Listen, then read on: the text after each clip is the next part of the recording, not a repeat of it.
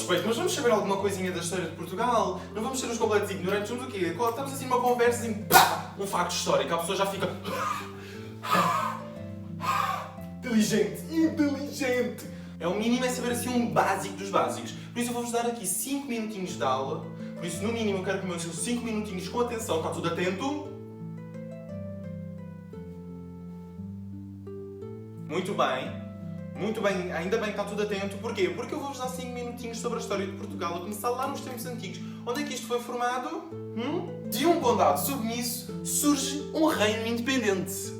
Ora, no início do século XII, o condado de Portucalense era governado por Dona Teresa, ou seja, era um condado, ainda nem sequer era um país. A filha do rei de Leão, que assumiu o poder após a morte do marido.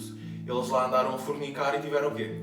Tiveram Dom Afonso Henriques, nome muito importante, que acabou por revoltar-se com a sua mãe devido ao seu alinhamento com interesses galegos, ou seja, com os espanhóis, digamos assim. Procurando afirmar uma identidade própria para o território, em 1128, após a vitória na Batalha de Somamede, Dom Afonso Henriques assume o controle do condado. Anos depois, em 1139, conquista prestígio com a vitória na Batalha de Ourique contra os mouros, porque andávamos numa altura em que os mouros andavam aqui a tentar nos conquistar. Sendo aclamado rei pelas suas tropas, em 1143, no Tratado de Zamora, o Reino de Leão reconhece a autonomia de Portugal, marcando oficialmente a fundação do reino. Do Minho ao Algarve, Portugal define-se como um território unido. A consolidação do reino deu-se através da luta contra os mouros que dominavam a Península Ibérica. Em 1147, Dom Afonso Henriques, com o auxílio de cruzadas europeias, conquista Lisboa, tornando-se uma cidade estratégica e comercialmente importante. A reconquista continuou sob os seus sucessores, até que em 1249, durante o reinado de Dom Afonso III, foi finalmente reconquistado o Algarve.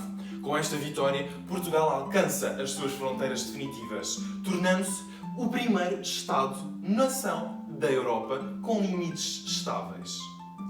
Portugal desenha novos mapas e dá mundos ao mundo.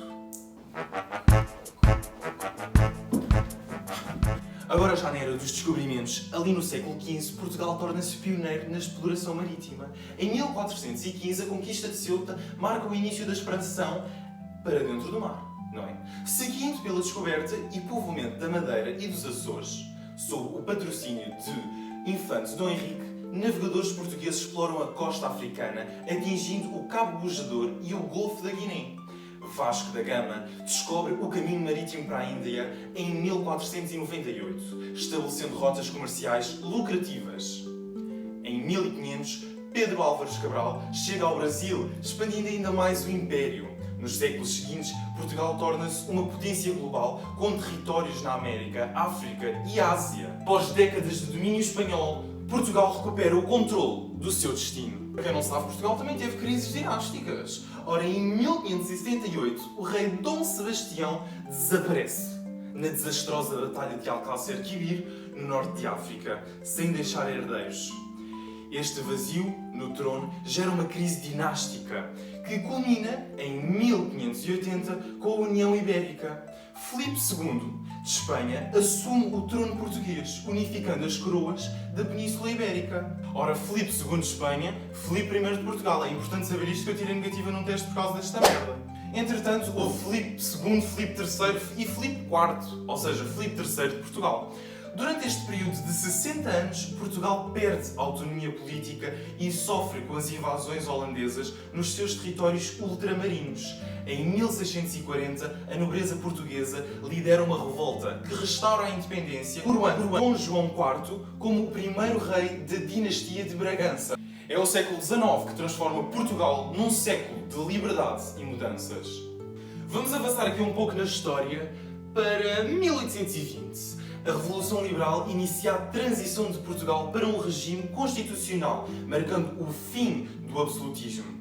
No entanto, o país mergulha em conflitos entre absolutistas e liberais, conhecidos como Guerras liberais. Após a vitória liberal de Dom Pedro IV, outorga a Constituição de 1829, que estabelece a monarquia constitucional. No final do século XIX, a monarquia enfraquece devido às crises económicas e políticas, culminando em 1910 com a implementação da República, que substitui a monarquia constitucional. A Revolução Democrática marca o início de uma nova era.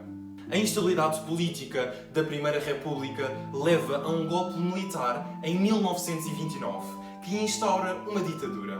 Em 1933, António de Oliveira Salazar implementa o Estado Novo, um regime autoritário marcado pela repressão, censura e isolamento internacional. Ao mesmo tempo, Portugal enfrenta a guerra colonial em África, que gera grande despesa social e económica.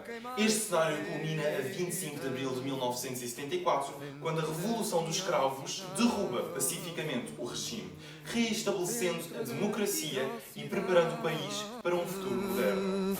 O povo é quem mais ordena.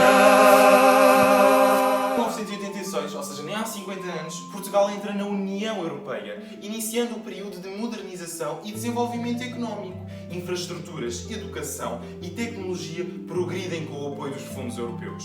Portugal organiza eventos de relevância internacional, como a Expo 98 e o Euro 2004, reforçando a sua presença no cenário global. Apesar de crises económicas no início do século XXI, o país continua a inovar e a destacar-se como um destino turístico e cultural, mantendo uma democracia estável e um papel ativo na diplomacia mundial. Será que isto foi 5 minutos? Nem sei se isto foi 5 minutos, eu acho que isto passou um bocadinho, que o vídeo está já com meia hora. Mas não interessa, depois eu edito isto. Deixa o like e vimos daqui a 2 dias!